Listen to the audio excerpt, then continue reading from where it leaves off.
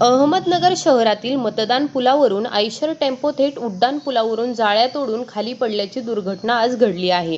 सुदैवाने या अपघातात कोणतीही जीवितहानी झालेली नाही, मात्र ड्रायव्हर आणि क्लीनर गंभीर जखमी झाले आहेत। हा अपघात रहदारीच्या रोडवर असलेल्या नगर पुणे आणि नगर सोलापूर चौकातच झाला आहे। याआधीही अनेक वेळा दुचाकी आणि चारचाकी या उड्डाण पुलावरून खाली पडले आहेत।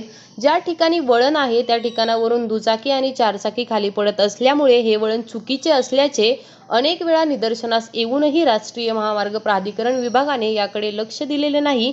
त्यामुळे या ठिकाणी नेहमीच अपघात होत असल्याचे स्पष्ट होत आहे।